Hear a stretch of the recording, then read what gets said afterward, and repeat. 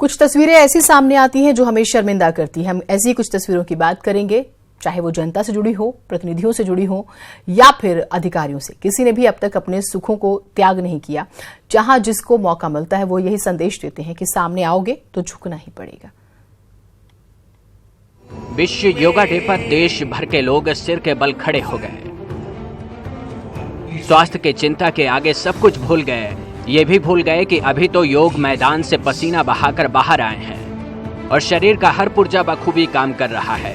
तो फिर ऐसा क्या हुआ कि बाहर आते ही मंत्री साहब का शरीर अकड़ गया और खुद जूते तक नहीं पहन सके, एक बार फिर से कमर नहीं मोड़ सके ताकि जूते पहन सके। इस कारनामे के बाद वो बात सुन लीजिए जिस पर मंत्री साहब को गर्व है।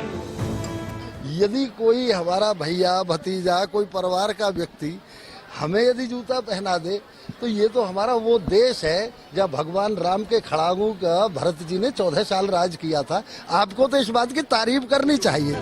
मंत्री जी, आपको गर्व हो सकता है, लेकिन आजाद भारत में गुलामी की तस्वीर राम के आदर्शों पर खरा नहीं उतर सकती। फिर भी राम को आदर्श मानने वाले मंत्री साहब भरत और राम के बहाने रिश्ते का पाठ पढ़ाने लगे। ये भूल गए कि संदेश देने तो ये आए थे कि योग करेंगे तो फिट रहेंगे, लेकिन योगा डे पर रामचरितमानस का पाठ पढ़ाने लगे। यदि कोई हमारा भैया भतीजा कोई परिवार का व्यक्ति हमें यदि जूता पहना दे तो ये तो हमारा वो देश है जब भगवान राम के खड़ाऊ का भरत जी ने 14 साल राज किया था। आपको तो इस बात की तारीफ करनी चाहिए। अब एक और तस्वीर दिखाते हैं। हाथरस में जिले के प्रभारी मंत्री उपेंद्र तिवारी योग कर मंच से नीचे उतरे तो अर्दली मंत्री साहब के जूते लेकर मंच के नीचे खड़ा दिखाई दिया ताकि मंत्री साहब के पैर कहीं जमीन पर न पड़ने पाए। सिर्फ मंत्री ही नहीं, अधिकारियों का मिजाज भी कुछ ऐसा कि गुलामी की तस्वीरें भी शर्मा जाएं। अमेठी के डीएम राम मनोहर मिश्रा को देख लीजिए। गए थे गौशाला का निरीक्षण करने, लेकिन धूल पर पांव पड़े तो जूतों की चमक चली गई। सो उन्होंने राह चलते जूते साफ करवाने से बाज नहीं आए।